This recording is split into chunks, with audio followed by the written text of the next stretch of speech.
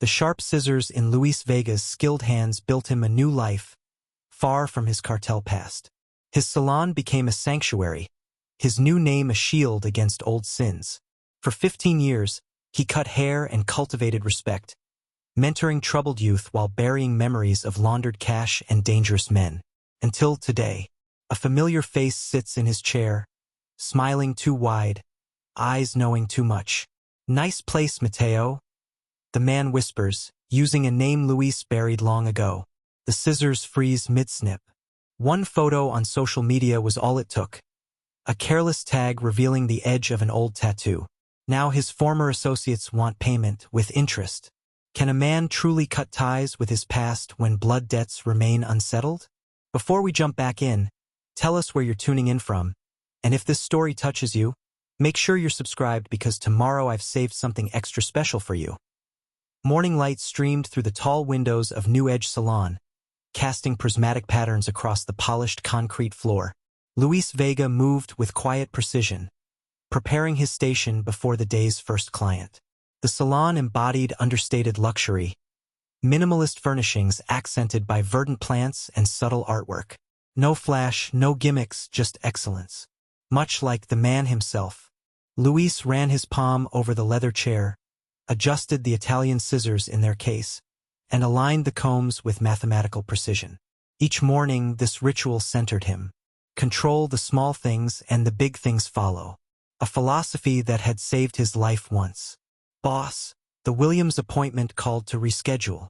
Sophia leaned against the doorframe, her bright blue hair a stark contrast to her all-black attire. At 28, she was his most talented stylist. Quick hands, quicker mind, and street smarts that sometimes made Luis wonder if she saw more than she let on.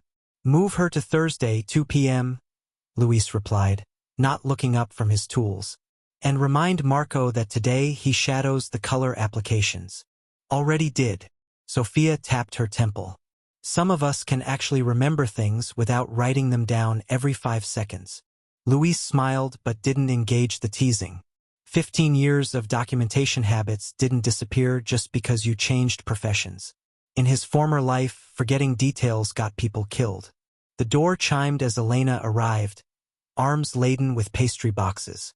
"Gabriella says good morning." She set the treats at the reception counter, dark eyes lingering on Luis.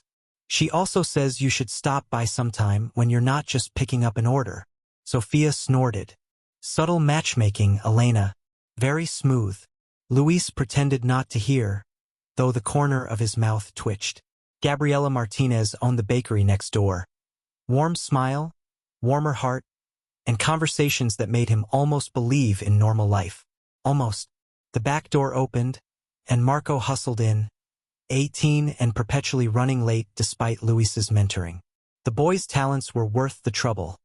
Steady hands and an artistic eye that couldn't be taught. "Sorry, Mr. V.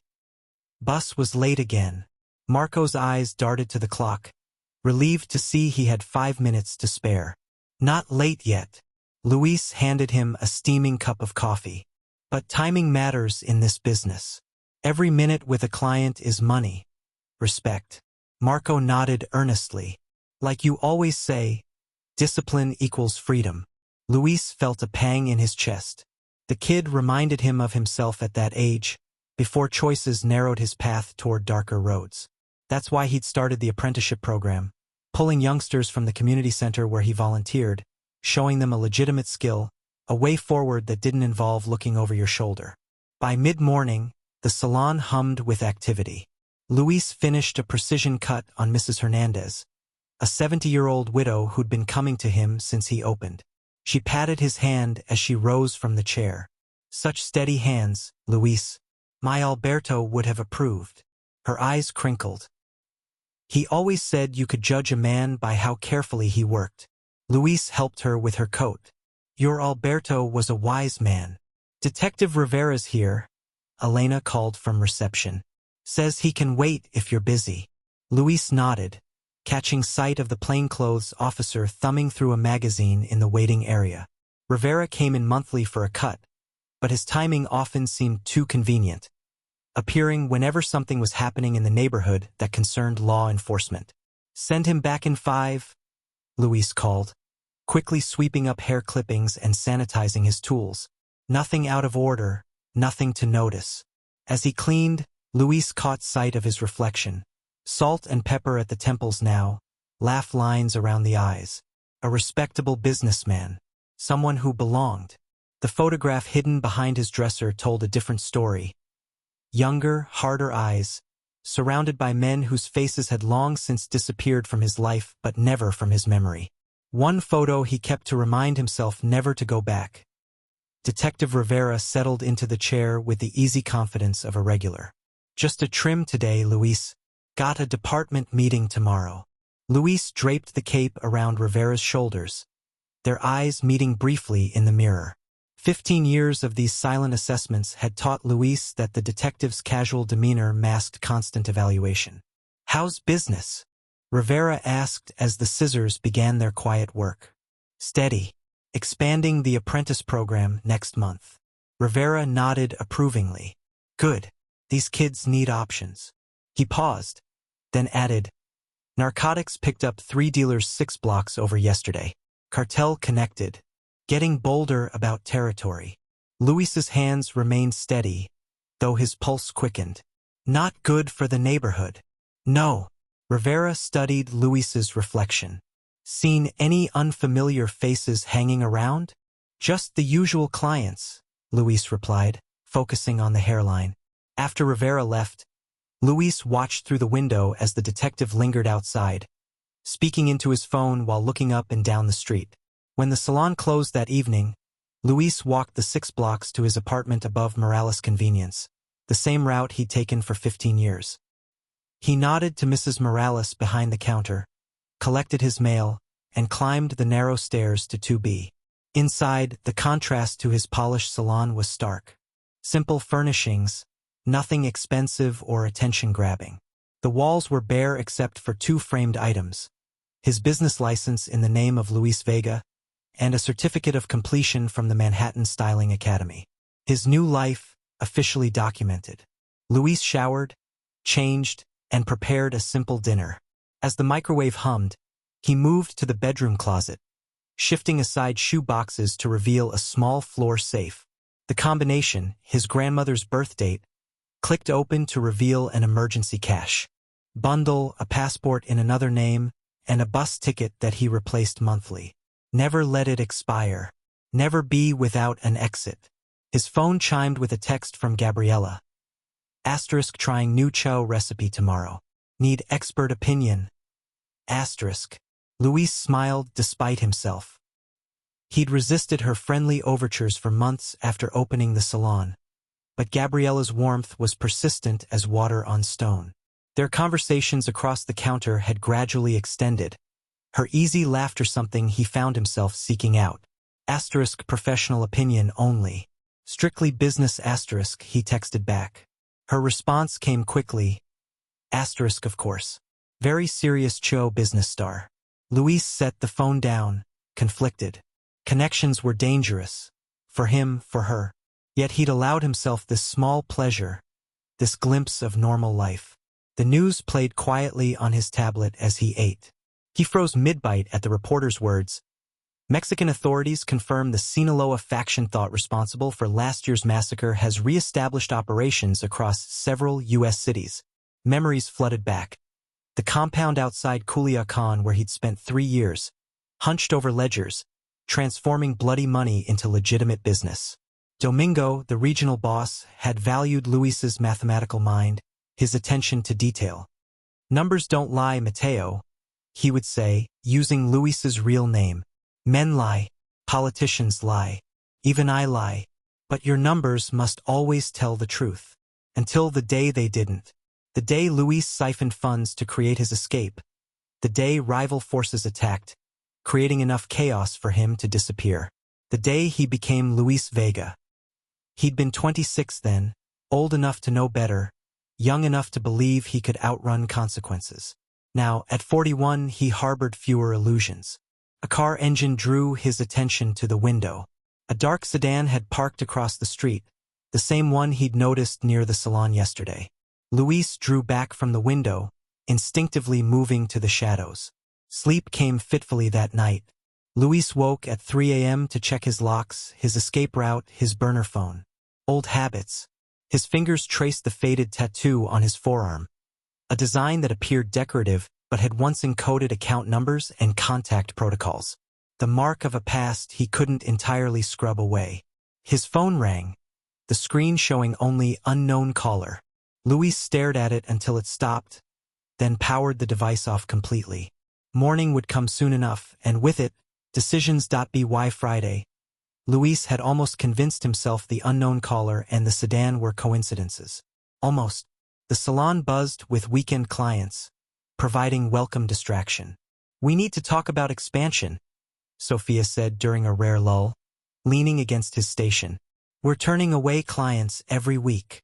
Luis adjusted his tools, buying time. Expansion means risk. Larger payroll, more overhead. It also means growth. Success. Sophia tilted her head. Most business owners would be thrilled.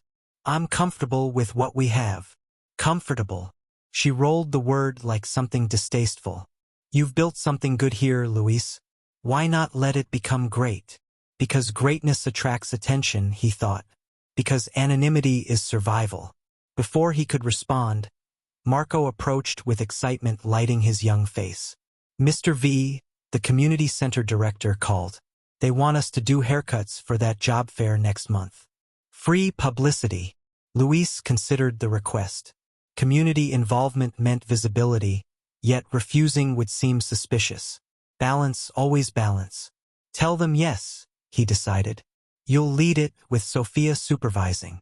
Marco's eyes widened. "Me? Led? You're ready." Luis squeezed the boy's shoulder. "Time to show what you've learned." Elena interrupted from reception.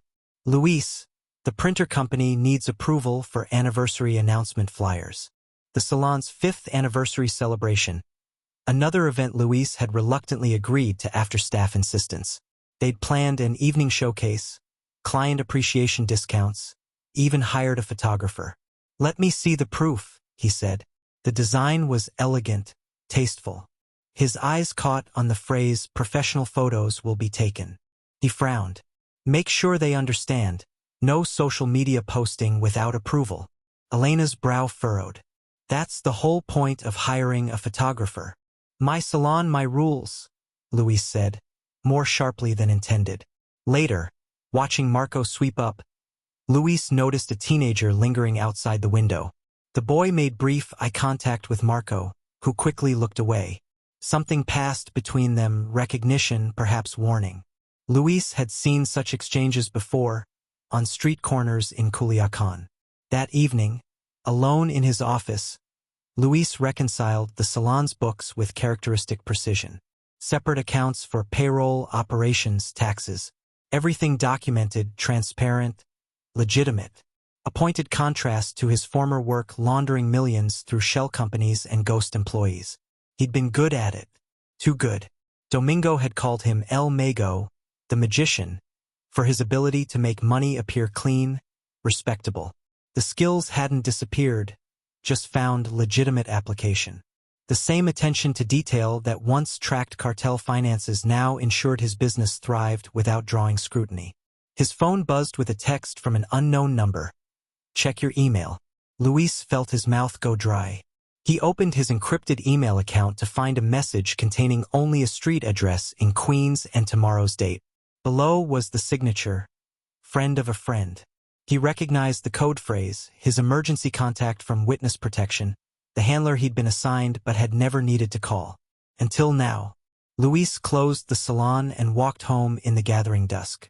The black sedan was gone, but a different car had taken its place. A blue SUV with tinted windows. Different vehicle, same purpose. Watching. In his apartment, Luis unlocked the strongbox hidden beneath the floorboards. Inside lay a prepaid phone, cash in 3 currencies, and a small key to a bus station locker containing another set of identification documents. Preparations made years ago for a day he prayed would never come. On impulse, he searched online for news about the Sinaloa cartel, specifically about Domingo. The results were sparse. Unconfirmed reports of his death during a federal's raid in 2019, contradicted by intelligence suggesting he'd gone deeper underground. Luis shut down the search and cleared his browser history. Best to assume Domingo lived. The man had survived 3 assassination attempts during the 2 years Luis worked for him. Death rumors meant nothing.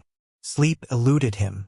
Around 3 a.m., Luis found himself sitting at his small kitchen table, staring at the worn business card he hadn't called in 11 years. His witness protection contact. One call could restart the process, new identity. New location, new life, but also new losses. The Salon, his apprentices, Gabriella, everything built over 15 patient years. Dawn found him still at the table, the card untouched, facing the weight of approaching footsteps from his past. The Salon's 5th anniversary celebration exceeded even Sophia's ambitious vision. String lights transformed the space into something magical, while a local jazz trio played in the corner. Clients past and present mingled with neighborhood business owners, sipping champagne and admiring the stylist's showcase demonstrations. Luis circulated with practiced ease, the consummate business owner, gracious, attentive, unmemorable. He'd chosen a charcoal suit that fit perfectly without drawing attention. Professional, not flashy. Invisible in plain sight. "You clean up nice." Gabriella appeared beside him, elegant in a simple red dress. "Almost didn't recognize you without scissors in hand." "I could say the same. No flower dust." He smiled, allowing himself a moment of genuine warmth. A camera flash caught them mid-conversation. Elena lowered her phone with a mischievous grin. "For the Salon's Instagram, you two look perfect." Luis felt his smile stiffen. "Elena, I know. You have final approval on all photos." She rolled her eyes good-naturedly. "But it's the 21st century, boss. Social media is marketing, and marketing is business." Later, surrounded by his team as they cut a ceremonial ribbon for the newly renovated color station, Luis reluctantly agreed to the hired photographer's group shot. "Just one," he insisted. "Sleeves up, everyone," called the photographer. "Show off those stylist arms." Luis hesitated, then rolled his cuffs once, careful to keep his forearm tattoo mostly covered. A moment of vanity wasn't worth the risk. The next morning, bleary-eyed from celebration cleanup, Luis scrolled through the event photos Elena had sent for approval. Mostly acceptable, clients enjoying themselves, staff looking professional. Then he froze on an image Elena had tagged for the Salon's Meet Our Team feature. In it, Luis demonstrated a cutting technique, sleeve pushed up, the distinctive edge of his tattoo visible in the Salon's bright lights.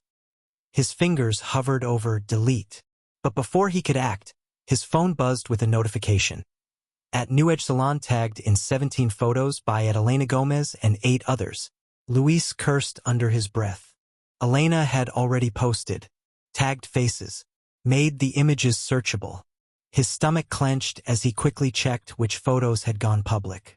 The tattoo image wasn't among them, not yet, but others clearly showed his face, the salon interior, their location. Digital breadcrumbs. A week passed without incident. Luis began to relax marginally, though he checked the street for unfamiliar vehicles with religious dedication. The sedan and SUV hadn't reappeared. Tuesday afternoon brought a new client, referred by a regular, Elena informed him. "He specifically requested you. Said he'd heard you're the best with men's precision cuts." The man who settled into Luis's chair was perhaps 40, with expensive casual clothes and a quiet confidence. "Javier Mendez." He introduced himself with a smile that didn't quite reach his eyes. "Pleasure to finally meet you." Something in the emphasis on finally sent a warning signal through Luis's nervous system. He draped the cape with mechanical precision, suddenly hyper-aware of the scissors in his hand. "How would you like your hair today, Mr. Mendez?" "Just a cleanup. Nothing dramatic." Javier met Luis's eyes in the mirror. "I'm not one for dramatic changes. Not like some people." Luis's hands remained steady as he began the cut, despite the cold dread pooling in his stomach. They made conventional small talk, weather, sports, neighborhood restaurants. Normal. Safe. Then, as Luis worked on the nape of Mendez's neck, The man spoke quietly, for his ears alone. Nice place you've built here, Mateo. The scissors paused for a millisecond before continuing their rhythm. Luis said nothing, focusing on the hairline. 15 years is a long disappearing act. Javier continued conversationally. Most wouldn't have the patience. But then, numbers men always think long-term, don't they? Luis set down the scissors, picked up the clippers. The mechanical buzz filled the silence between them. I think you have me confused with someone else, he finally said, voice neutral. Javier's smile widened. No, I don't think I do. He lifted his wrist slightly, revealing a small tattoo at his cuff. A stylized compass rose. Domingo's personal crew. We should talk privately, Javier suggested. About old debts and new opportunities. Luis felt the ground shift beneath him. The moment he'd prepared for, dreaded, had arrived dressed in designer casual wear and speaking in euphemisms. I finish at 7, he said, voice steady despite the scream building in his chest. The salon emptied gradually. Sophia lingered, sensing something in Luis's tense shoulders. I can stay, she offered. Catch up on client files. Go home, Luis said, softer than his words. Everything's fine. She hesitated, then gathered her things. Call if you need anything. Anything at all. When the door closed behind her, Luis locked it and flipped the sign to closed. Javier Mendez emerged from the small waiting area where he'd been scrolling through his phone. Loyal staff, he observed. Hard to find these days. Luis led him to his office in the back. A spare room with a desk and 2 chairs. No personal items. Nothing that couldn't be abandoned at a moment's notice. Old habits. How did you find me? Luis asked, not bothering with pretense now that they were alone. Javier smiled, setting his phone on the desk. On the screen was the salon's Instagram page, open to a photo of Luis mid-haircut. Technology makes the world very small, Mateo. One of our people has software that scans social media for faces, tattoos, identifying marks. Your apprentice's enthusiasm for tagging photos did the rest. He swiped to another image, Luis outside his apartment building, taken 3 days ago. Once we had a starting point, confirmation was simple. Luis kept his expression neutral despite the violation he felt. What does Domingo want? So direct. Javier leaned back. I always heard you were smarter than this. More diplomatic. 15 years buys directness. Fair enough. Javier reached into his jacket and withdrew an envelope, sliding it across the desk. Domingo believes you still possess certain skills that would be valuable to our organization. Skills that have only appreciated with time. Luis didn't touch the envelope. I'm retired. Nobody retires from this business, Mateo. You just take sabbaticals. Javier's smile turned cold. Besides, there's the matter of the funds you diverted before your unscheduled departure. With interest, it comes to just over $200,000. So there it was. Money. It always came back to money. I don't have that kind of cash. The salon does well. Your building owner says you've never been late on rent. You live modestly. Javier gestured around them. You've been salting it away. Smart man. Luis finally opened the envelope. Inside was a USB drive and a business card embossed with the logo of a property management company. He recognized the subtle compass rose integrated into the design, a cartel front. What's this? The USB contains instructions for transferring the funds. The card is for your convenience, should you wish to discuss terms. Javier stood. You have 1 week, Mateo. After that, Domingo will be very disappointed. The threat hung in the air, unspoken but clear. And if I run, you won't get far. Not this time. Javier's gaze hardened. Besides, you have attachments now. The bakery owner. Your young apprentices. Detective Rivera, who I understand has become quite friendly. Ice spread through Luis's veins. They'd been watching, assessing his weaknesses. Domingo remembers your grandmother fondly, Javier added, a final twist of the knife. He often says she made the best tamales in Culiacan. Such a tragedy, how she died. The lie about his grandmother's death. The cover story Luis had cultivated, shattered against the truth in Javier's knowing eyes. His abuela hadn't died peacefully in her sleep. She'd been murdered by Domingo's men when they couldn't find Luis after his escape. A message he'd received through underground channels months later. A debt paid in blood, but not settled. 1 week, Javier repeated, moving toward the door. Don't disappoint us twice. After he left, Luis sat motionless, mind racing through options that narrowed with each passing second. Run again, abandon everything he'd built. Pay buying time but admitting Domingo's power over him. Fight, but how? The bell above the door jingled, snapping him from his thoughts. He emerged from the office to find Detective Rivera waiting, police badge visible on his belt. Luis, Rivera nodded. Got time for a walk-in? Luis's eyes moved to the window, where Javier's car was just pulling away from the curb. Always time for my favorite detective.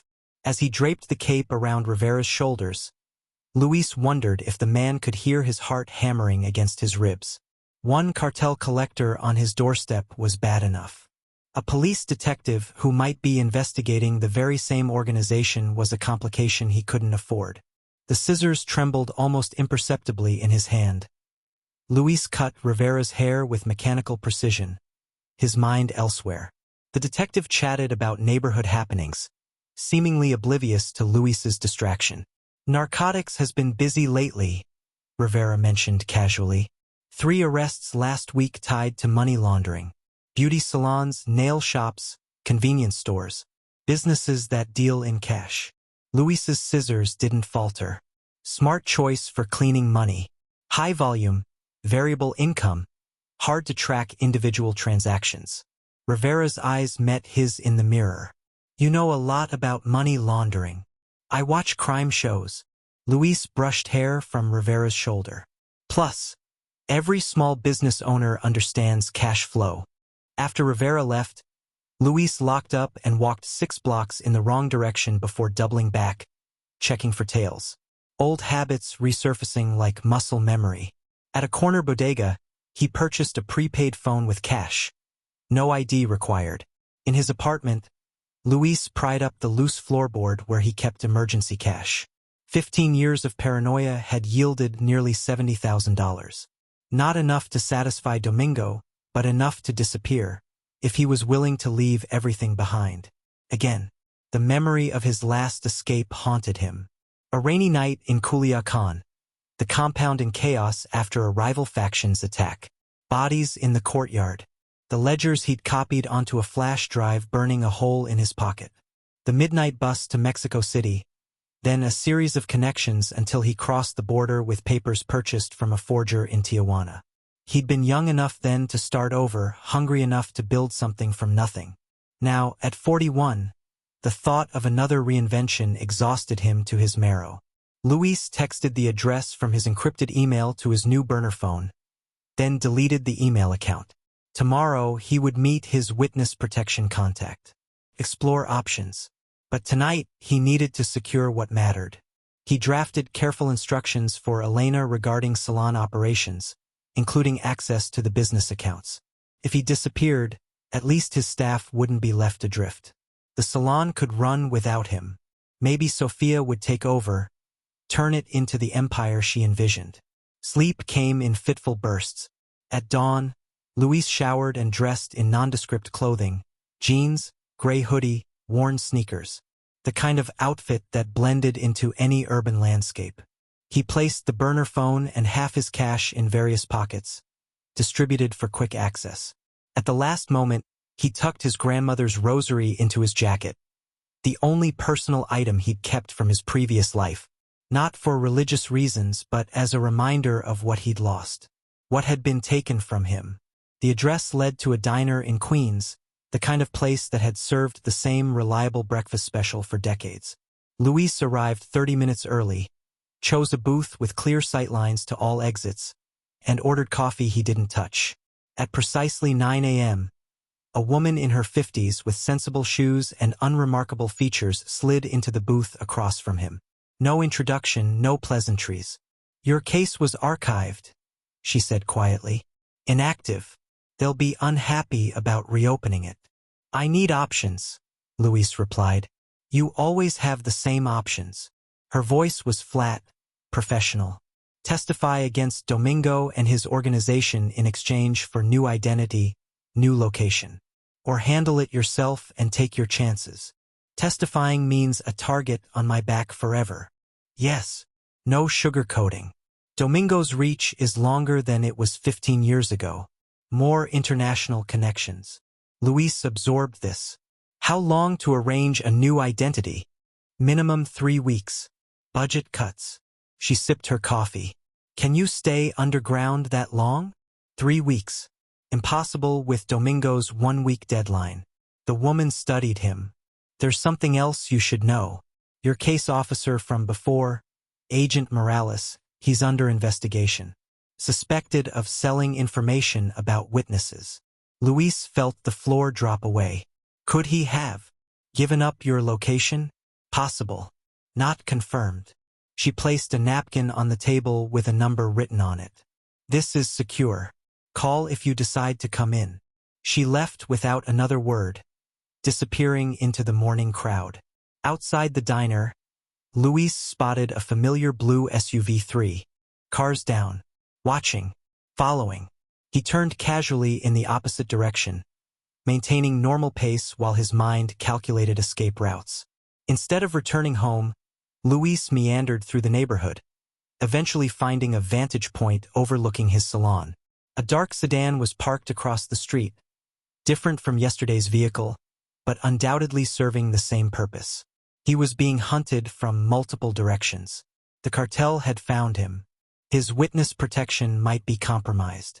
And Detective Rivera's sudden interest in money laundering businesses suggested the police were circling too.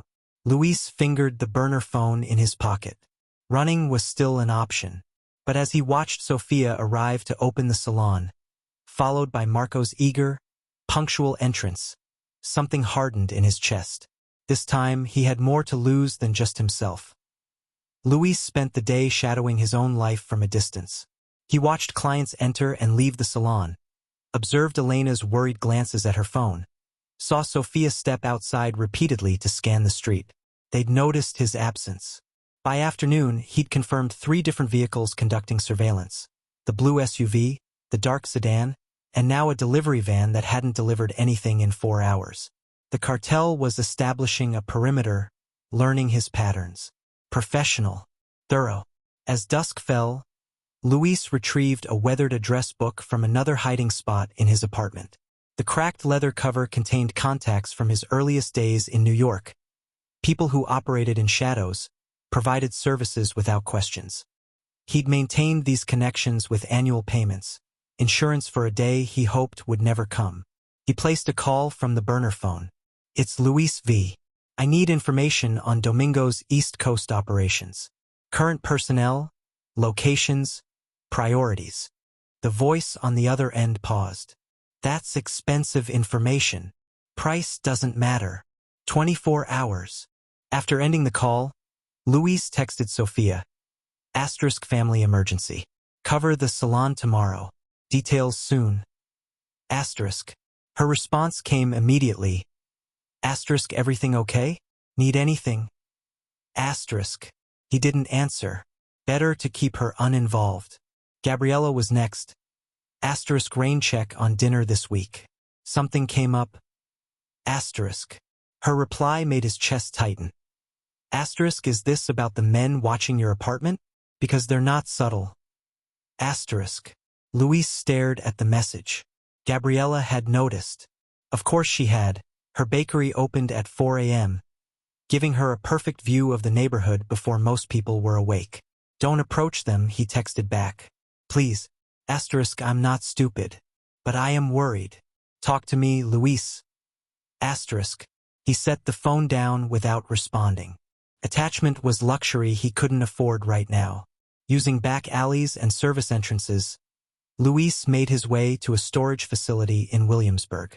Unit 227 contained emergency supplies, clothing, non-perishable food, a first aid kit, and a locked case with $10,000 in mixed currencies. Another escape cache, maintained for years against this very scenario. He was collecting additional cash when his burner phone vibrated. A text from an unknown number. Asterisk, they approached the boy. South entrance of Salon, 5:15 p.m. today. Asterisk. Marco. They'd contacted Marco. Luis's careful planning gave way to visceral anger. The boy was 19 and innocent. Luis had deliberately kept his apprentices separate from his past precisely to shield them from this kind of danger. Abandoning caution, he returned to the neighborhood but stayed hidden, watching the Salon's closing procedures from across the street. When Marco emerged alone, Luis followed at a distance, alert for anyone approaching the boy. Marco walked to the bus stop, head down, shoulders tense. No one approached him, but he kept checking over his shoulder. He knew he was being watched. After Marco boarded his bus, Luis slipped away to Gabriella's bakery. The closed sign was up, but light glowed from the kitchen. He knocked on the back door. Gabriella's surprised face appeared. Luis? Where have you? I can't stay, he interrupted. But I need to know if anyone unusual has come asking about me. Her expression shifted from concern to wariness. 2 men yesterday said they were old friends looking to surprise you. I said I didn't know you well enough to help. Smart woman. If they come back, don't engage. Please. Luis. She caught his arm as he turned to leave. What kind of trouble are you in? The warmth of her hand, the genuine worry in her eyes, they cracked something in his carefully maintained facade. The kind that follows you, he answered honestly. The kind I tried to leave behind. Let me help. You can't. Try me. Her chin lifted stubbornly. My brother was killed by dealers when I was 20. I'm not naive about dangerous men. The revelation stunned him. In all their conversations, she'd never mentioned a brother. I'm sorry about your brother, he said finally. But these people, they're not street dealers. They're much worse. All the more reason not to face them alone. Her fingers tightened on his sleeve. Whatever you're planning, you need allies. Luis gently disengaged her hand. What I need is for you to be safe. Stay away from me for now. Please. The hurt in her eyes as he turned away would haunt him all night. Back in his apartment, Luis found the door unlocked. He entered cautiously, hand moving to the knife in his pocket. Sophia sat at his kitchen table, arms crossed. Family emergency, huh? Her voice was steel. Funny, since you don't have family. Wanna try again? Luis closed the door quietly. How did you get in? You're not the only one who grew up having to be resourceful. Sophia's gaze was unflinching. Marco was approached by men asking questions about you. Elena found a business card on your desk from a company that doesn't exist. And you disappeared without a word. It's complicated. Uncomplicated. She leaned forward. Because either you trust me enough to tell me what's happening, or I walk out that door and call Detective Rivera. The threat landed precisely as intended. Luis assessed his options, weighing 15 years of secrecy against immediate necessity. What did they say to Marco? He asked finally. That they were old friends of yours from Mexico. That they had a business opportunity that could benefit everyone. That he should let them know your schedule, your routines. She paused. They offered him $5,000. Luis felt sick. Did he take it? He's 19 and terrified. He called me instead. Sophia's expression softened marginally. He looks up to you, you know. Whatever's happening. He knew something was wrong. Luis sank into the chair opposite her. The weight of disclosure pressed on him, but perhaps partial truth would suffice. There are people from my past who have found me. They want money. A lot of money. What kind of people require this level of paranoia? What did you do before you were a hairdresser, Luis? The question hung between them. Luis rubbed his face, suddenly exhausted. I worked with numbers. For an organization in Mexico. I was good at it. Understanding dawned in Sophia's eyes. Cartel, she said flatly. You laundered money. Her quickness surprised him. How did you? I grew up in Washington Heights in the 90s. My uncle worked for the Dominican cruise before he got shot. Her voice was matter-of-fact. I know what money men look like. Luis felt an unexpected relief in being seen. Yes, but I got out. 15 years ago. And now they've found you. She crossed her arms. How much do they want? 200,000. By next Tuesday. Sophia whistled low. You don't have it. Not all of it. So you're planning to run. It wasn't a question. That's why you were setting up Elena with the accounts. Luis nodded, impressed despite himself by her perception. Sophia stood abruptly and moved to the window, peering through the blinds at the street below. There's a car out there. Black sedan, 2 men inside. I know. She turned back to him. You can't just leave. They'll follow you. And what happens to the Salon? To Marco and Elena? The question had haunted him all day. The Salon has operating capital for 3 months. You could take over. That's not what I meant, and you know it. Her voice hardened. These people approached Marco. They know about all of us. If you disappear, who becomes their next target for leverage? The truth of her words hit him like a physical blow. He hadn't fully considered that his staff, his friends, might remain in danger even if he fled. I don't see another option, he admitted. Then you're not looking hard enough. Sophia returned to the table. You built something good, Luis. Something worth fighting for. And you're not alone in this fight. The loyalty implicit in her words both touched and terrified him.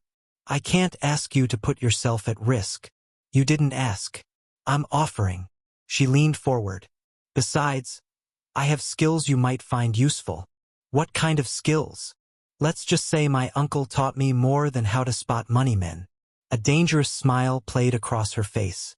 I know how crews work, how they think. Their blind spots. Luis studied her with new eyes. The blue hair and artistic exterior concealed steel he hadn't fully appreciated. Even if, he began, but was interrupted by his burner phone vibrating on the table. The text contained an address, followed by, * information ready. Come alone. 1 hour. *. Sophia read the message over his shoulder. Information about what? About the people looking for me. Their local operations. I'm coming with you. Absolutely not. 2 sets of eyes are better than 1. She crossed her arms. And you need someone watching your back. Luis wanted to refuse, but pragmatism won out. She was right, he needed allies. And Sophia had already demonstrated loyalty beyond what he deserved. Fine, but you stay in the car. As they prepared to leave, Luis retrieved a set of blueprints from behind his dresser, detailed layouts of the Salon building and surrounding businesses. He'd obtained them years ago, another precaution that had seemed paranoid until now. What are those for? Sophia asked. I'm not sure yet, Luis admitted. But if we can't run, we'll need to stand our ground. And in any battle, knowing the terrain is the first advantage. They slipped out through the building's service exit, careful to avoid the watchful eyes on the street. The chess game had begun, but for the first time, Luis wasn't playing alone. The information broker operated from a cluttered pawn shop in Flushing. Luis entered alone while Sophia watched from their parked car across the street. The shop smelled of dust and desperation. Electronics, jewelry, and musical instruments waiting to be reclaimed by owners who rarely returned. The broker, Chan, was a slight man with wire-rimmed glasses and carpal tunnel braces on both wrists. Without greeting, he led Luis to a back room crowded with computer equipment. Domingo's East Coast operation is expanding, Chun said, sliding a manila envelope across the desk. Money primarily through real estate now, not street drugs. Sophisticated digital laundering. Luis examined the contents, photographs of warehouses, lists of shell companies, names and positions within the organization. One face stood out immediately. Javier Mendez, Luis murmured. He's higher up than he let on. Regional Finance Director. Reports directly to Domingo. Chin adjusted his glasses. They're establishing legitimate businesses throughout the Northeast. Your Salon's neighborhood is of particular interest because of its rapid gentrification. They're buying property? Aggressively. using a development company called Horizon Partners. Chun pointed to a document listing recent acquisitions, including the building adjacent to your salon. The revelation sent a chill through Luis. Not coincidence, then. They'd been watching him longer than he realized. One more thing, Chun added. Domingo himself is scheduled to arrive in New York next week. First time on U.S. soil in a decade. Luis paid in cash and left, mind racing with implications. Outside, he slid into the passenger seat beside Sophia. Well, she prompted. It's worse than I thought. They're not just coming for me. They're setting up operations right next door. Why would they bother with a single salon when they're running a major laundering operation? Luis stared through the windshield. Because it's not about the money. It's about Domingo's pride. I embarrassed him. 15 years ago, when I disappeared, his rivals took it as weakness. He paused. And I took something else. Insurance. What kind of insurance? Financial records, account numbers, client lists. Luis's voice dropped. Enough to destroy his organization if it ever reached authorities. Sophia absorbed this. So that's why he wants you back. Not just for your skills, but to neutralize a threat. Yes. Where are these records now? Scattered. Hidden. Some in safety deposit boxes, some in encrypted cloud storage.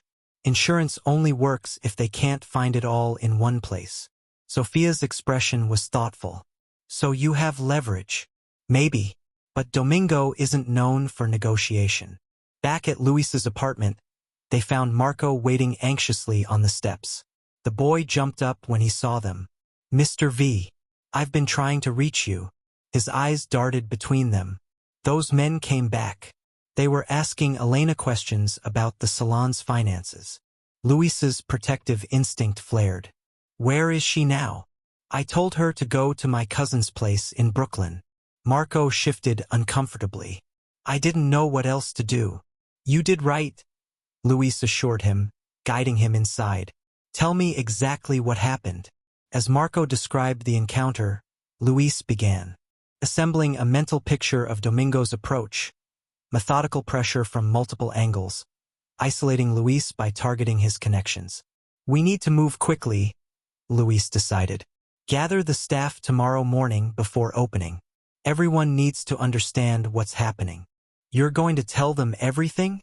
Sophia asked. Not everything, but enough.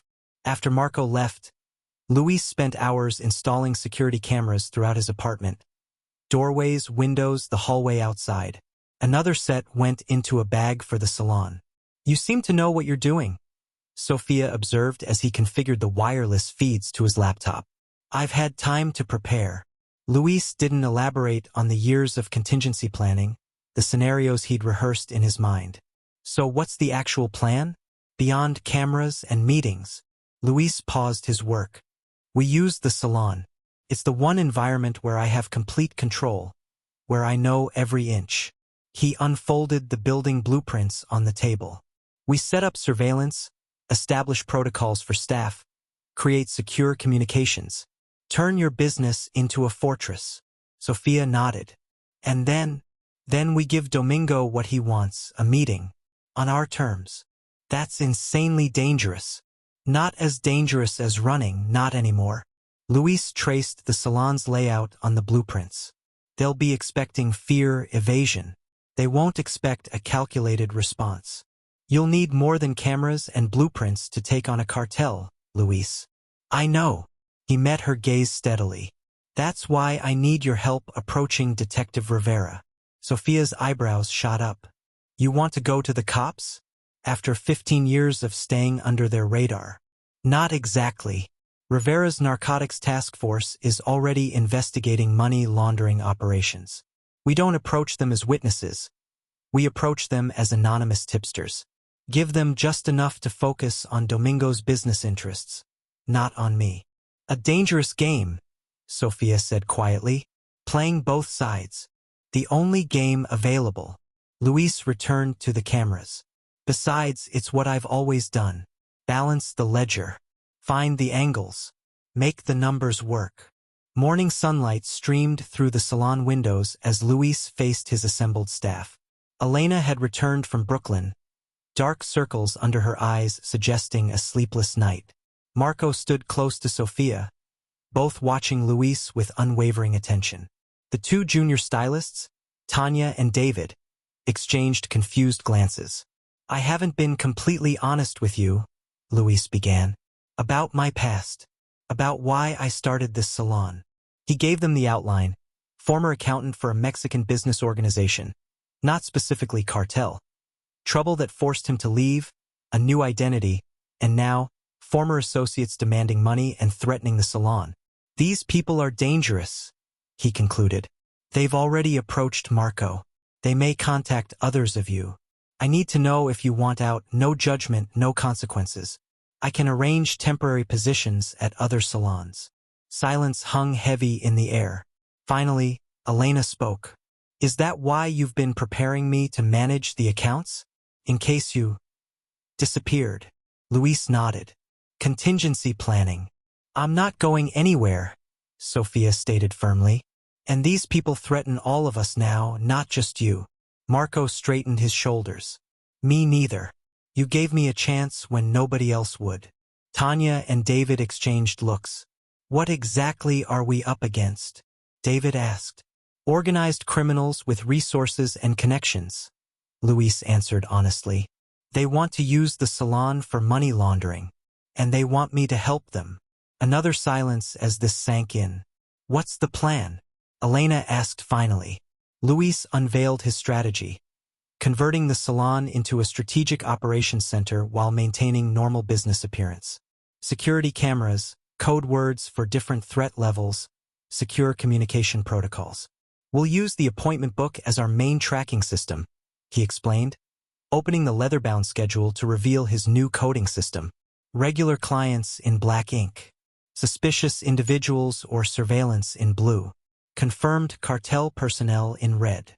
"You want us to spy on customers?" Tanya looked uncertain. "Just be observant. Note unusual questions, people who seem too interested in the business operations or Luis's schedule." Sophia clarified. "We act normal, but stay alert." Luis demonstrated the panic buttons he'd installed under each styling station and at reception. "These connect directly to my phone and Sophia's. Use them if you ever feel threatened." By the time he finished explaining the security measures, the initial shock had transformed into focused attention. Even Tanya and David, the least involved, showed signs of engagement. "What about the police?" Elena asked. "Complicated," Luis admitted. "For now, we handle this ourselves." As the staff dispersed to prepare for opening, Sophia pulled Luis aside. "You didn't tell them everything. They don't need to know I was cartel, or about the evidence I have against Domingo, or that he's coming to New York himself," she added. "When do we tell them the rest?" "When necessary. Knowledge is protection, but it's also burden." The salon opened on schedule, operating with a veneer of normalcy that belied the tension underneath. Luis watched his team adapt with surprising resilience. Elena fielding calls with new awareness, Marco's eyes constantly scanning the street through the windows, Sophia positioning herself to observe the entrance. Mid-afternoon, Javier Mendez returned for another appointment. "Looking sharp today, Luis," he commented, settling into the chair. "Something different about you." "Just focused on my work," Luis replied evenly, draping the cape. "Good to hear. Focus is important in our line of work." Javier's smile didn't reach his eyes. "Domingo was pleased to hear you're still in business. He's looking forward to reuniting next week." Luis's scissors didn't falter. "I wasn't aware he was coming. Special trip. Just for you." Javier leaned closer. "He remembers how talented you were with the books. Says no one since has had your creativity. I'm retired. Retirement ends Tuesday." Javier checked his watch. "Have you considered our financial proposal?" "I'm working on it." "Work faster." Javier's voice hardened. "Domingo isn't known for his patience." As he worked, Luis noticed Sophia photographing Javier's reflection in a mirror, angling her phone to capture his face without being obvious. Marco maintained his station nearby, alert but not obvious in his surveillance. When Javier left, Luis followed protocol, noting the visit in red ink in the appointment book, adding the details of what was said. The staff moved around him with quiet efficiency, no one mentioning what had transpired. That evening, after closing, Luis gathered everyone in the back room. He connected his laptop to a small projector, displaying the salon's layout overlaid with security camera positions. Today went well, he acknowledged, but they're escalating. Domingo arrives Tuesday. The boss himself, Sophia murmured. That changes things. It concentrates our timeline, Luis corrected. But it also presents an opportunity. He pulled up another document, a detailed plan for the salon's upcoming charity event for job seekers. The event they'd committed to weeks ago, now perfectly timed for their purposes. Sunday's event gives us cover to reconfigure the salon, establish secure areas, and position our resources. Luis looked around at his staff. It also gives us a reason for unusual activity, extra people, equipment. You want to trap them at a charity event? Elena looked appalled. No, Luis clarified. I want to use the event to prepare the battleground. The actual confrontation comes after. His fingers moved to his forearm, unconsciously tracing the outline of his tattoo beneath his sleeve. The mark that had brought his past crashing back into his present might yet become part of his salvation. Luis arrived at the salon before dawn Saturday, using the quiet hours to install the remaining security cameras. The basement storage room, rarely used except for supplies, was transformed into a makeshift command center with monitors showing feeds from every angle of the salon and surrounding streets. Sophia joined him mid-morning, carrying coffee and a bag from Gabriella's bakery. She asked about you, Sophia said, passing him a cinnamon roll. Said you haven't responded to her messages. Luis focused on adjusting a monitor. Better she stays clear of this. She's already involved. They know about her. Sophia leaned against the wall. Pushing away allies isn't strategy, it's fear. Before Luis could respond, his phone buzzed with a security alert. Someone at the salon's back door. The camera showed Detective Rivera, alone, checking his watch. What's he doing here? Sophia asked. We're closed. Not a coincidence. Luis shut down the monitor displaying their security setup. Stay here. Don't come up unless I text you. Luis met Rivera at the back entrance, keeping his expression neutral as he unlocked the door. Detective, we're closed for regular business today. This isn't a haircut visit. Rivera stepped inside without waiting for invitation. We need to talk, Luis. Or should I call you Mateo? The name hit like a physical blow. Luis kept his face carefully blank as he closed the door. I don't know what you're talking about. Let's not waste each other's time. Rivera surveyed the salon with new eyes, professional assessment rather than casual interest. Mateo Suarez, financial manager for the Sinaloa cartel's Culiacan operation until 2010.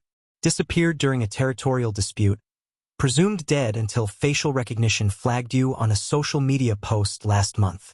Luis remained silent, mind racing through options. Narcotics has been watching Domingo's East Coast expansion for months, Rivera continued. Imagine my surprise when a key player in his old operation turned up cutting hair in my jurisdiction. Running a legitimate business. Mentoring at-risk kids. What do you want? Luis finally asked. Initially, to determine if you were part of their new laundering network. Rivera leaned against a styling station. But surveillance suggests you're running from them, not with them. I left that life 15 years ago. So it seems. Rivera studied him. My task force is building a case against Domingo's organization. Property acquisitions, shell companies, political bribes. But we're missing the core financial structure. Luis understood the unspoken question. I can't help you. Can't? Or won't? Both. Testifying against Domingo is suicide. We can offer protection. Luis's laugh was bitter. Like the protection that failed when someone in witness protection sold me out? No thanks. Rivera's eyebrows rose. You were in the program? Briefly. I left when I realized the protection had holes. The detective absorbed this. So you built your own life, your own cover. Impressive. He straightened. But now they've found you anyway, and I'm betting they want more than a haircut. The understated threat assessment was accurate enough to confirm Luis's suspicion. Rivera knew more than he was revealing. What exactly are you proposing, detective? Unofficial cooperation. You feed me information on Domingo's operation. I provide law enforcement resources without exposing you. And if I refuse, then I wish you luck. Rivera handed him a business card. But based on the surveillance equipment you're installing and the panic in your apprentice's eyes when we spoke yesterday, you'll need more than luck against Domingo. After Rivera left, Sofia emerged from the basement. He knows everything. Not everything, Luis corrected, but enough to be dangerous to us and to Domingo. Can we trust him? Partially. His interest is Domingo, not me. For now, that's useful. They spent the afternoon finalizing preparations for Sunday's charity event, transforming the salon while establishing their defensive measures. The basement command center was secured, panic buttons tested, communication protocols rehearsed. Elena arrived with the updated appointment book, now containing a complex coding system that tracked regular clients, suspicious persons, and potential threats through color coding and seemingly innocent notations. I've marked all of next week's appointments, she explained, and added those special block times you requested. Luis examined her work. The system was brilliant in its simplicity. Anyone examining the book would see only a busy salon schedule, while his team would recognize the patterns indicating surveillance rotations, security positions, and emergency protocols. Perfect, he acknowledged. And the financial records? Elena produced a USB drive. Salon accounts encrypted as you showed me. Daily backups, rotating passwords. As evening approached, Luis sent everyone home with strict instructions to travel in pairs and report any unusual activity. Alone in the salon, he finally allowed himself a moment of doubt. His staff had adapted admirably to the crisis, but they weren't trained for this kind of operation. If something went wrong, his burner phone vibrated with a text from an unknown number. Asterisk photos attached. Sent to all staff. Message, cooperation or consequences.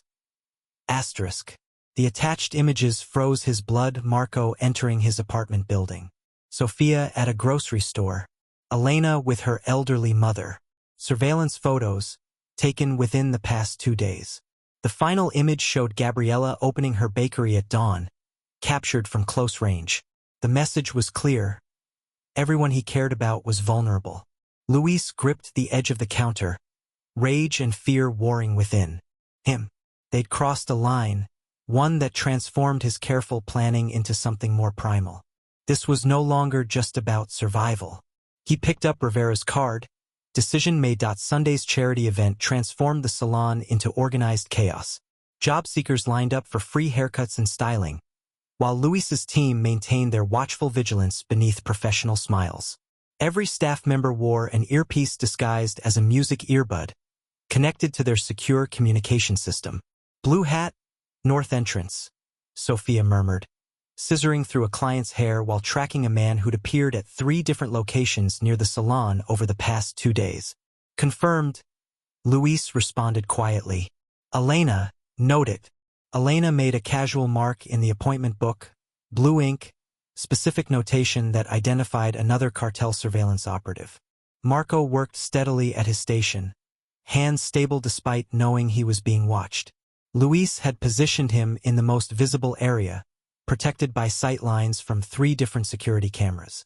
By mid-afternoon, the event was reaching its peak success. Local news had even sent a reporter to cover the community service angle, adding an unexpected layer of public exposure that Luis cautiously welcomed. Witnesses and documentation complicated potential cartel actions. Mr. Vega, Elena called from reception. There's someone here to see you. Says he's an old business associate. Luis turned to find Javier Mendez standing near the entrance, accompanied by 2 unfamiliar men whose posture and watchful eyes marked them as security rather than clients. Luis, Javier smiled broadly for the benefit of nearby customers. What a wonderful community event. Thank you. We're fully booked today, but I can squeeze you in tomorrow. Actually, I've brought someone who's very interested in your business model. Javier gestured to the taller of his companions. This is Mr. Serrano, a potential investor in Salon franchises. The code was obvious. Domingo's lieutenant, sent ahead to evaluate the situation. Luis nodded professionally, hyper-aware of the news camera capturing B-roll footage nearby. Perhaps we could speak privately? Javier suggested. Of course. My office. As they moved toward the back, Luis caught Sophia's eye, tapping his watch twice. Their signal for recording activation. In his office, every word would be captured by hidden devices. The conversation was a masterpiece of veiled threats delivered through business euphemisms. Mr. Serrano praised the salon's operational efficiency, while emphasizing the benefits of regional partnership and cash flow integration. Domingo is very impressed with what you've built, Serrano said finally, dropping the pretense once the door closed. He sees potential for significant expansion under proper management. I'm content with my current business scale, Luis replied evenly. Contentment is luxury few can afford. Serrano's voice hardened. Domingo arrives tomorrow. He expects full cooperation and the return of certain proprietary information you borrowed. I need more time. Time expired when you ran. Serrano placed a phone on the desk, displaying more surveillance photos, these showing Luis meeting with his witness protection contact, then later with Rivera. Making new friends, Mateo? Dangerous choice. Ice slid through Luis's veins. They'd been watching more closely than he realized. Tell Domingo I'm willing to discuss terms. Tuesday, 3 p.m. Here. Serrano stood. Come alone and prepared to return everything you took, including yourself. After they left, Luis leaned against his desk, pulse pounding. They knew about Rivera, about witness protection. His careful planning was compromised. The office door opened, revealing Rivera himself, displaying his badge to a startled Elena. Detective, Luis acknowledged, struggling to maintain composure. What brings you here? Interesting visitors you had. Rivera closed the door behind him. Serrano is Domingo's enforcer. Here earlier than our intelligence suggested. Luis tensed. You were watching. Task Force has had this block under surveillance for days. Rivera's expression hardened.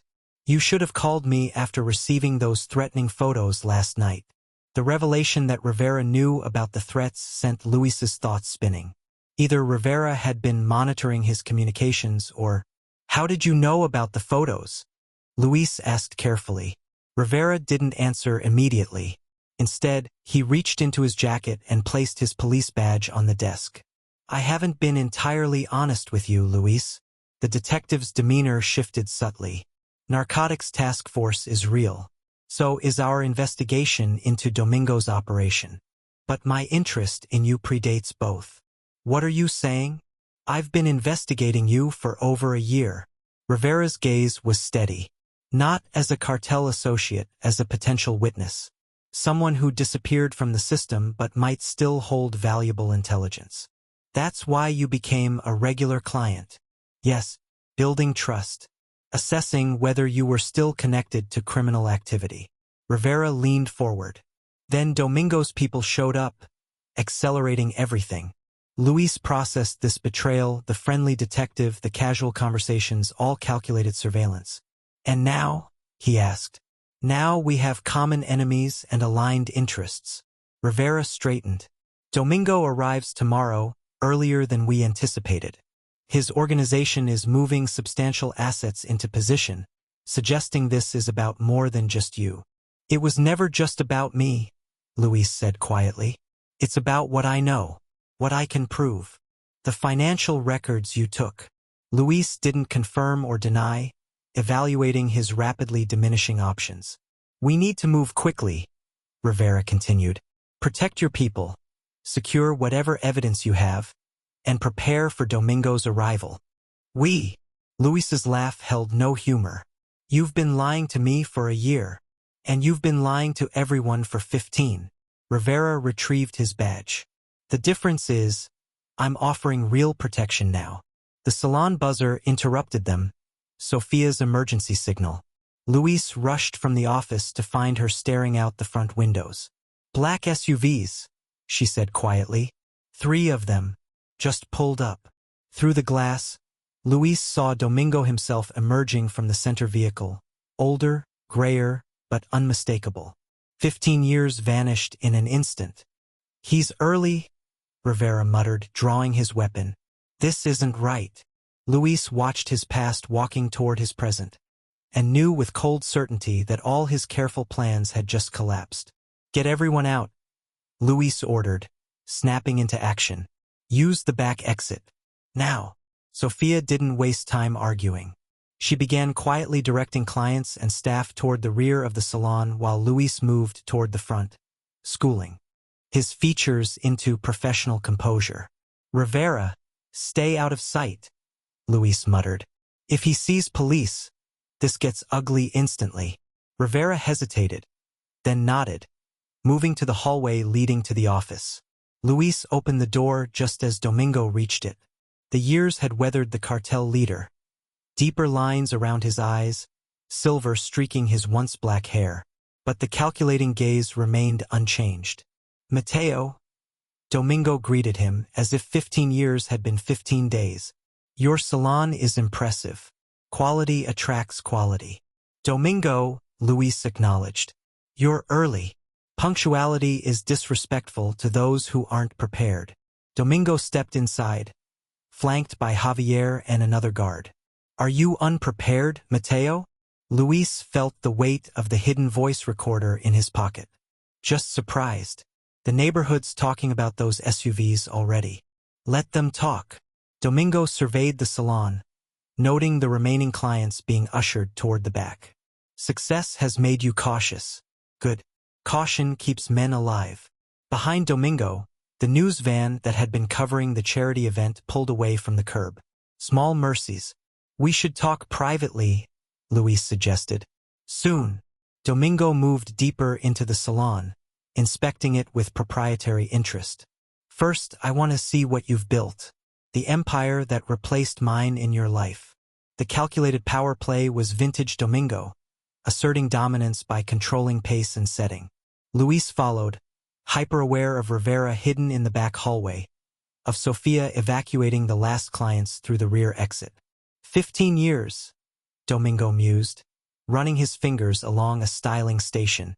Long time to live in shadows, Mateo, always looking over your shoulder, always wondering when I would find you. I left that life behind. No one leaves. They just convince themselves they have. Domingo turned, his expression hardening. You took something that belongs to me. Insurance policy. Theft. Domingo's voice remained conversational, making the menace more pronounced. You understand my dilemma. A valued employee disappears with sensitive information. Others begin to question my ability to maintain order. Luis said nothing, calculating angles, options. I respected your grandmother, Domingo continued, striking the vulnerable point with precision. When you disappeared, she refused to reveal your location. Loyal to the end.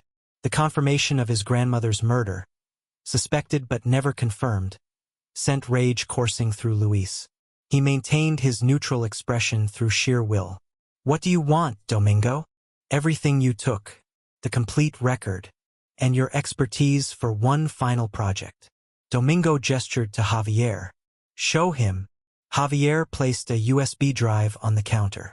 Our newest financial structure, digital currencies, property investments, legitimate businesses. We need it verified, secured, and untraceable. And if I refuse? Domingo smiled thinly. I've already demonstrated my reach. Your staff, the baker woman. How is Gabriella, by the way? Still making those excellent cinnamon rolls? The threat hung in the air between them. Before Luis could respond, Marco appeared from the back hallway, unaware of the danger. Mr. V, the last clients are... He froze, recognizing the tension in the room. Marco, Luis kept his voice steady. Go help Sofia. The boy hesitated, eyes darting between Luis and the strangers. This is your apprentice? Domingo asked with dangerous interest. He has potential. I can see why you invest in him. He's not part of this. Everyone is part of this now, Mateo. Domingo's voice hardened. Your choices made it so. Luis moved subtly, placing himself between Marco and Domingo. Marco, go. Now. This time the boy retreated, disappearing into the back. Luis prayed he would find Rivera and stay out of sight. Tomorrow, Domingo stated, bring everything, all records, all evidence. We'll complete our business, and you'll resume your role in the organization. And my people? Remain unharmed as long as you cooperate. Domingo turned to leave, then paused. One more thing. The police detective you've been meeting with, Rivera. He's a complication we'll need to address. The casual mention of Rivera confirmed Luis's worst fears. Domingo's surveillance was comprehensive. They knew everything. After Domingo and his men departed, the salon felt cavernous in its emptiness. Luis leaned against the counter, mind racing through implications. Rivera emerged from hiding, holstering his weapon. That was Domingo himself. We weren't expecting him until tomorrow at the earliest.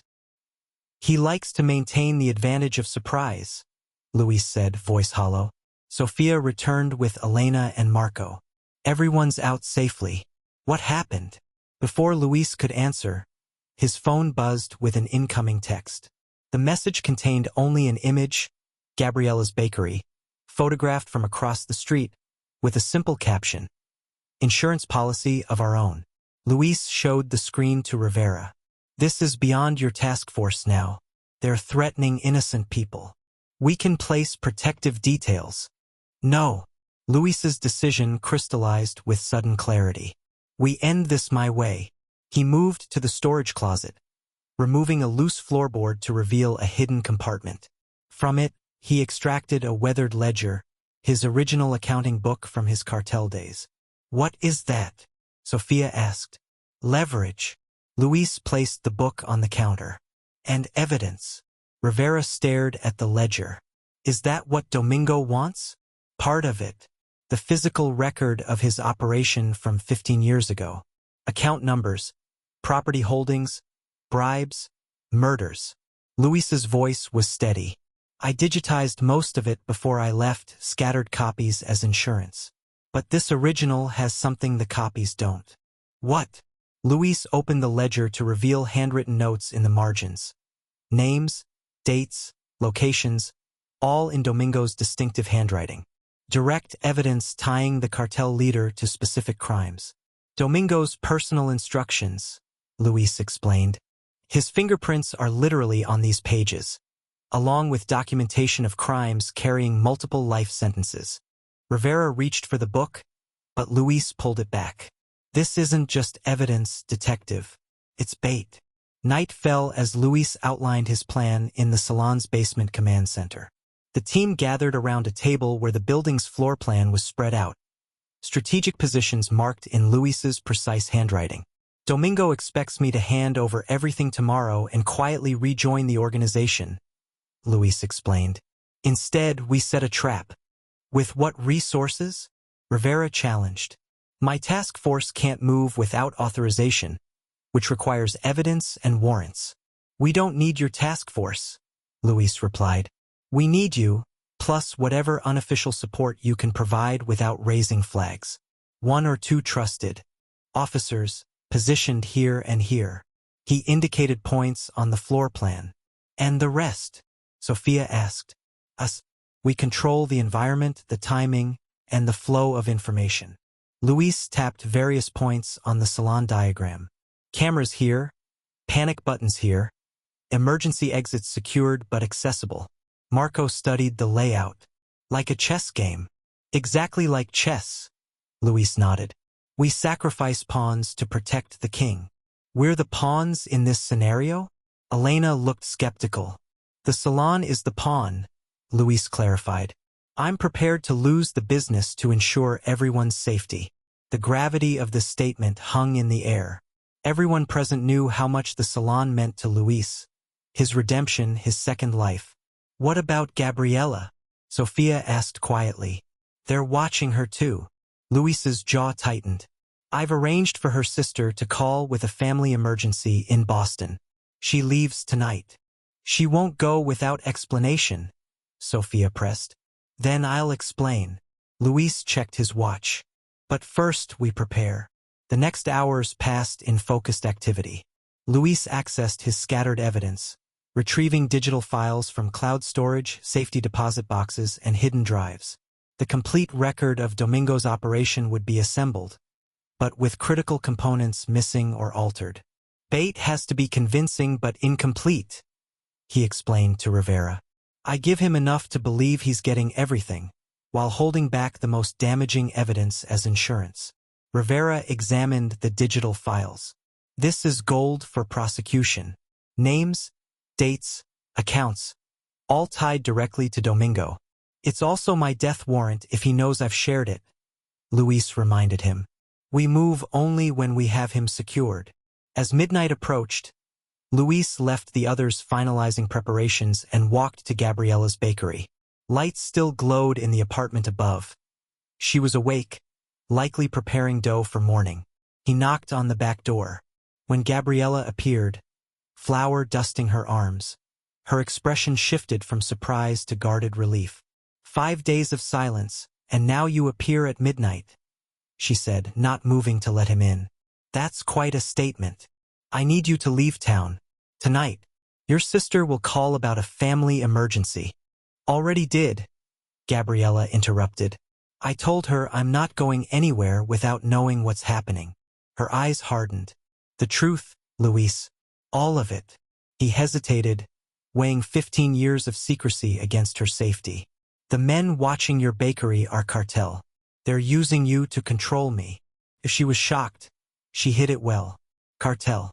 Because of your past. Yes. The past you never talk about. The one that makes you check exits in every room and avoid cameras. Her voice softened slightly. I'm not blind, Luis. I've known something was haunting you since we met. I was their accountant.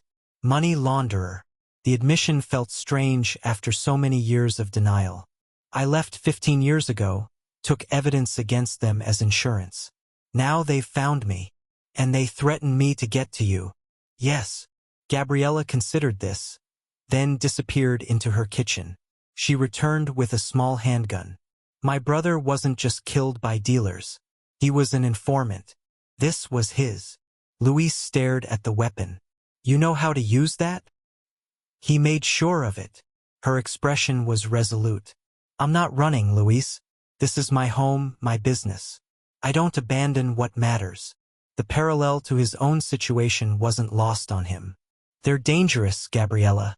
Professional killers. So let's be smarter than them. She set the gun aside. Tell me your plan.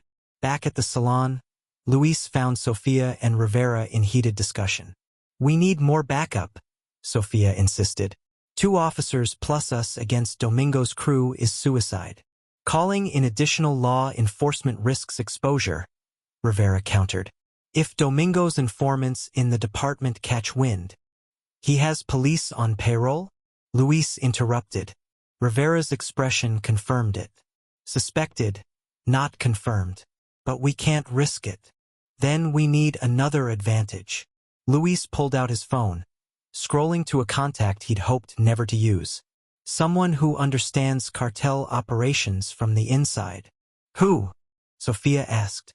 My former handler from witness protection. The one person who knows everything about my case.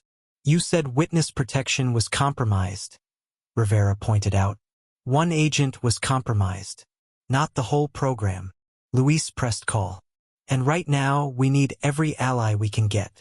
As the phone rang, Luis studied the salon floor plan, the staging ground for tomorrow's confrontation. The business he'd built, the refuge he'd created, was about to become a battlefield. Marco approached, determination evident in his young face. I've memorized the signals and exit routes. I won't let you down, Mr. V. Luis placed a hand on the boy's shoulder, reminded powerfully of himself at that age, before choices narrowed his path, before blood and money stained his ledgers. Tomorrow, Luis told his team as his call connected, we settle all accounts. Dawn broke over the salon as Luis finalized preparations. His former witness protection handler, Agent Diaz, had arrived shortly after midnight, a stern woman in her 50s whose efficiency matched Luis's own. Your exit strategy is thin, she observed, reviewing their plan. If Domingo suspects a trap, this becomes a hostage situation. He won't, Luis assured her. His ego won't allow him to imagine I'd stand against him. Ego is what got you into witness protection in the first place, Diaz reminded him. Don't underestimate your own. The truth in her words stung. Luis had indeed underestimated Domingo once before, believing his own cleverness sufficient protection when he fled with the evidence. The difference now, Luis said quietly, is I'm not running. I'm ending this. Rivera returned from his reconnaissance, expression grim. Domingo's crew has expanded overnight. At least 8 men positioned around the block, possibly more undercover. Expected, Luis nodded. He's cautious by nature.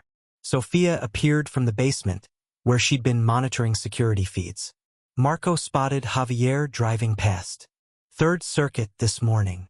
They're establishing patterns, identifying changes since yesterday. Luis checked his watch. 3 hours until the meeting. Let's review positions once more. The salon floor plan had evolved into a tactical map. Each team member had assigned zones, communication signals, and emergency protocols.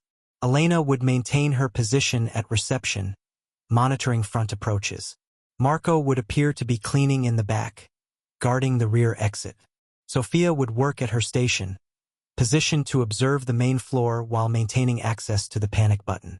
Rivera and Diaz would remain hidden, Rivera in the supply closet with direct access to the main floor, Diaz in the basement with remote access to security systems and a direct line to trusted federal agents positioned nearby.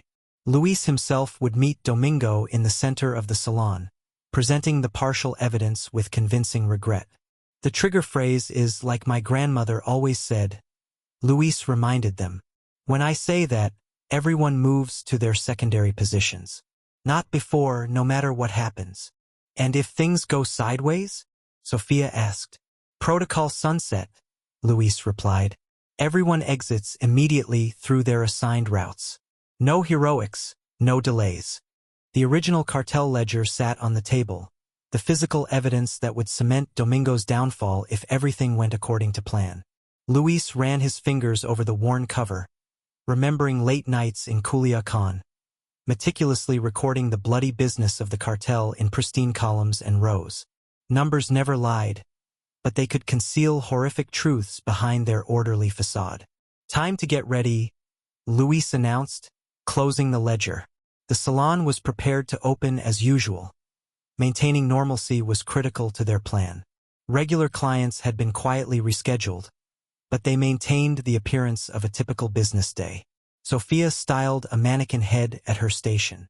Elena arranged the reception area with practiced precision. Marco swept floors that were already clean. Luis retreated to his office to make final preparations.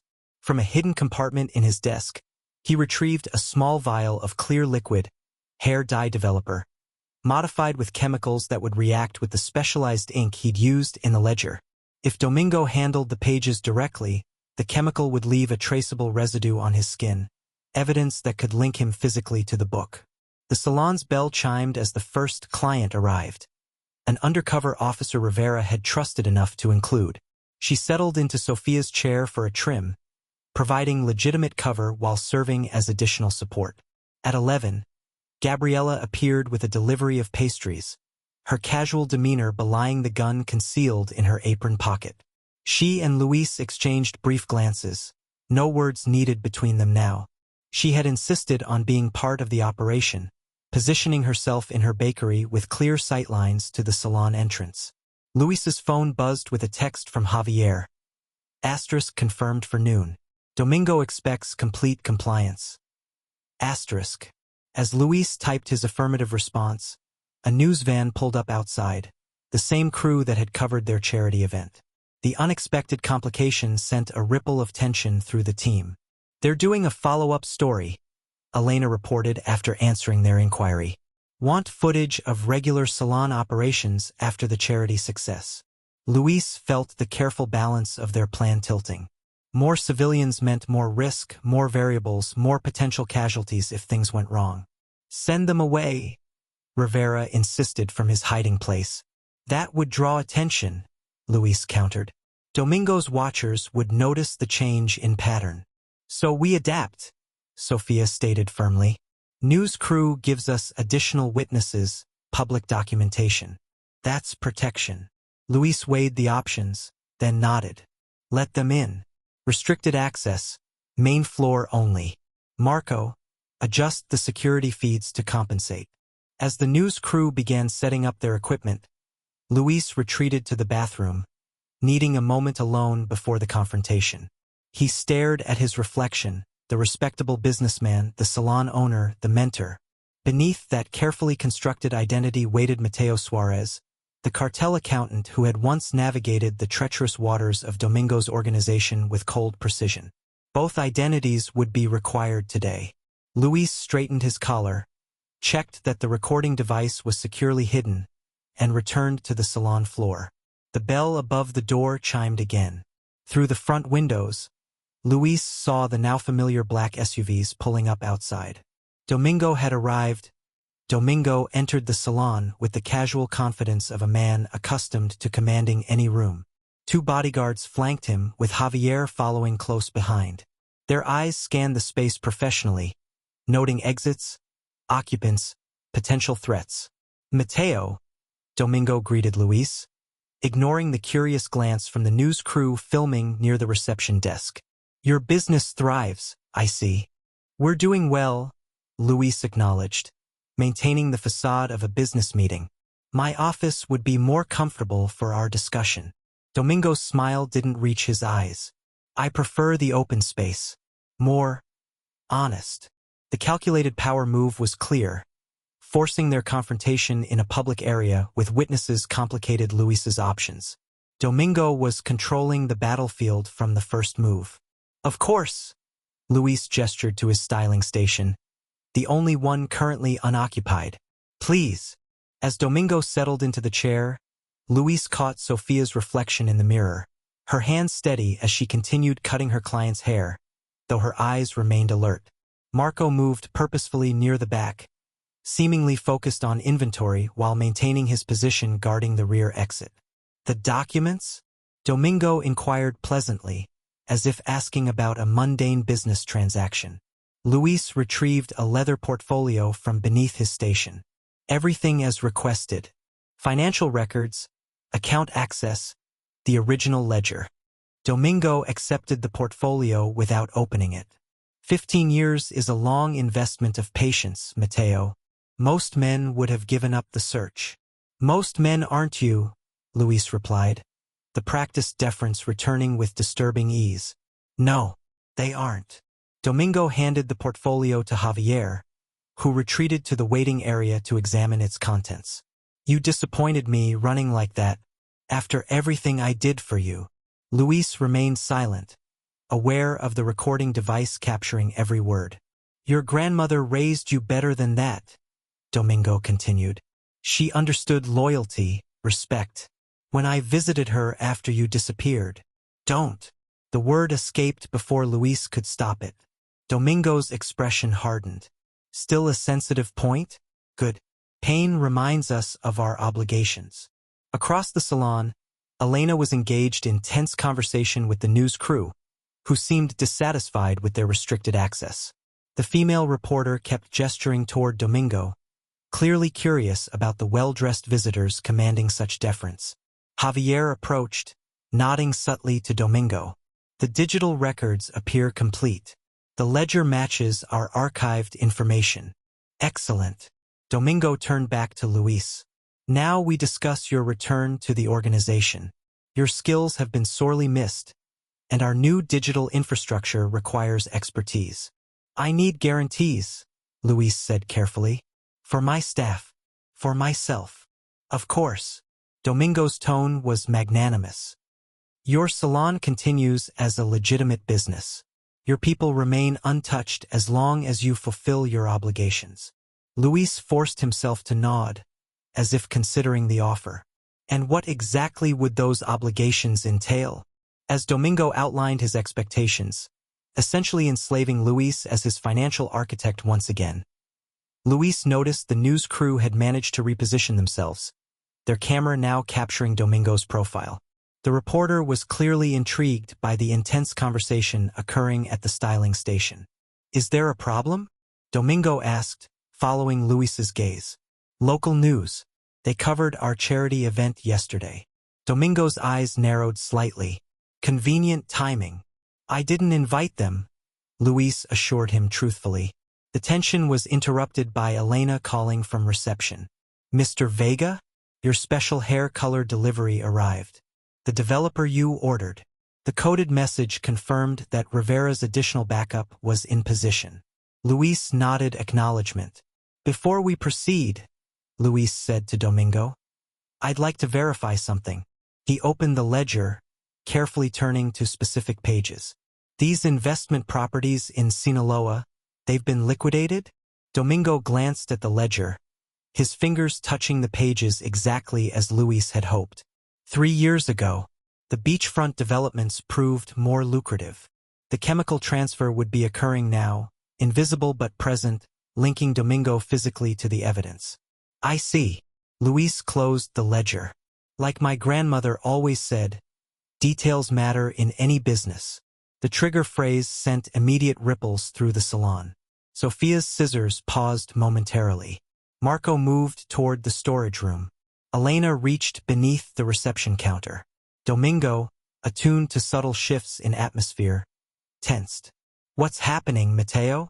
Justice, Luis replied, dropping all pretense.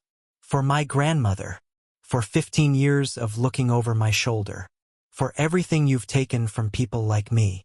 Understanding dawned in Domingo's eyes, followed by cold fury.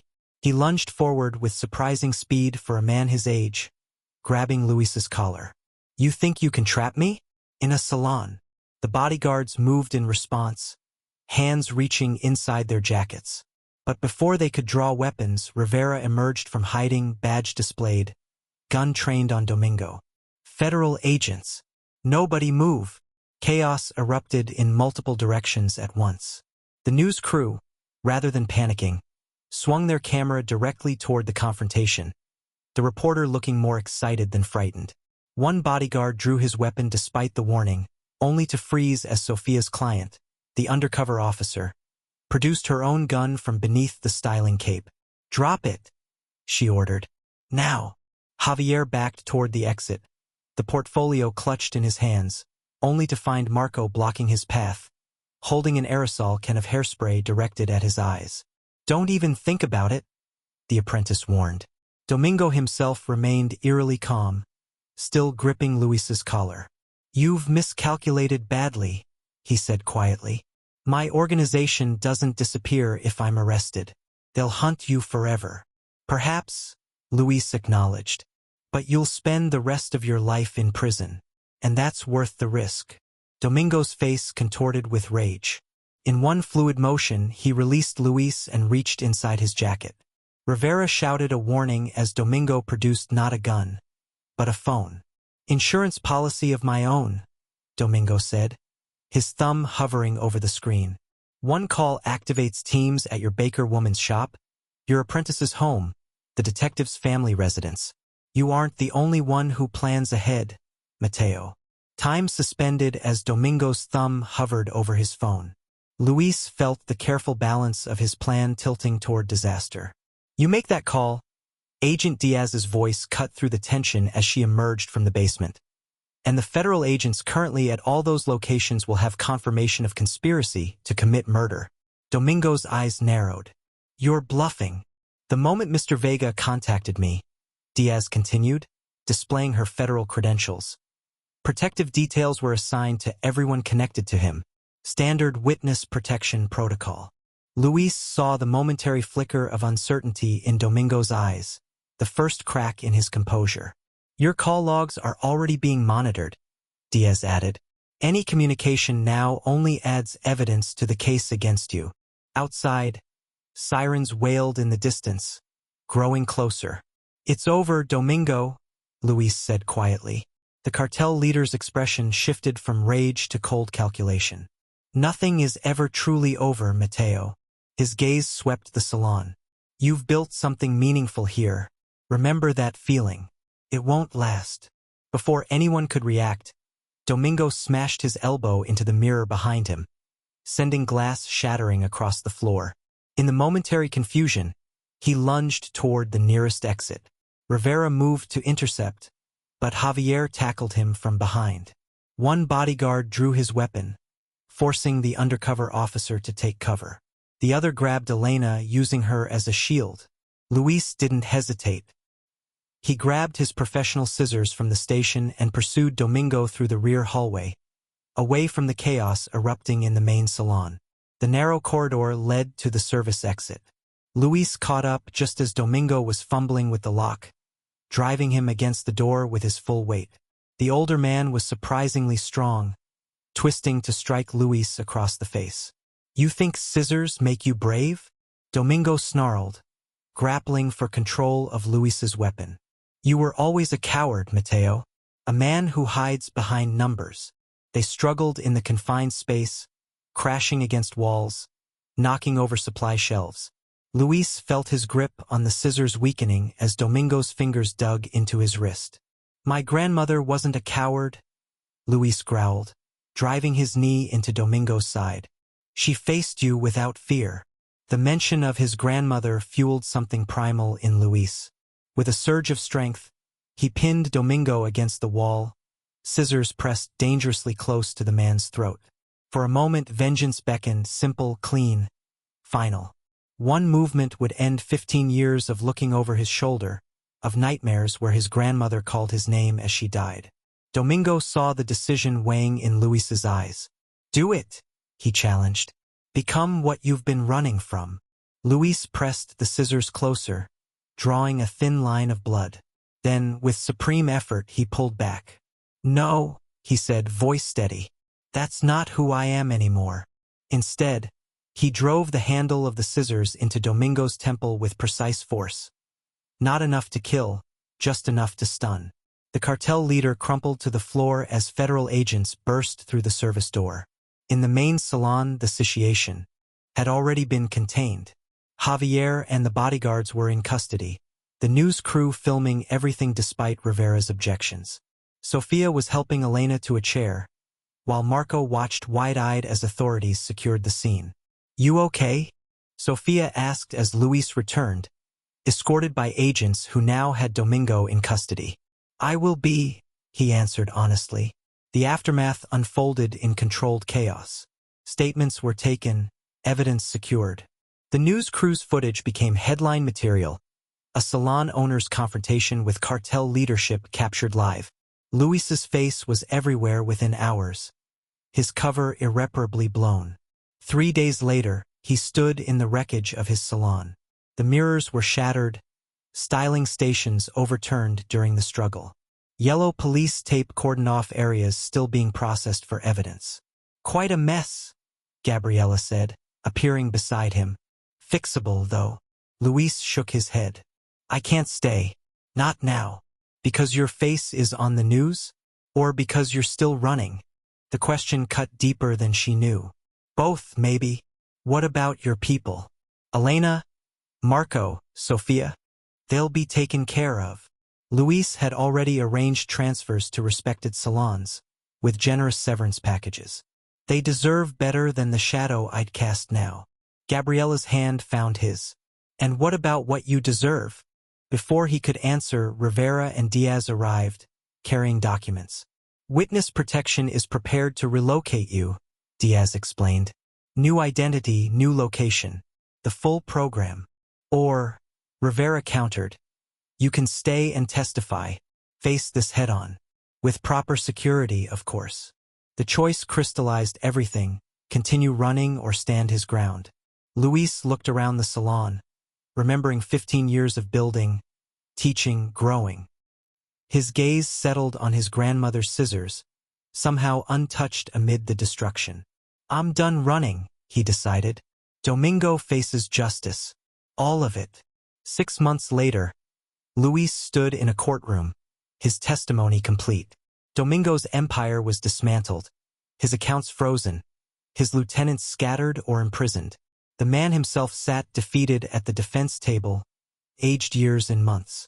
Outside, Gabriella waited with Sofia, Marco, and Elena. Not employees anymore, family.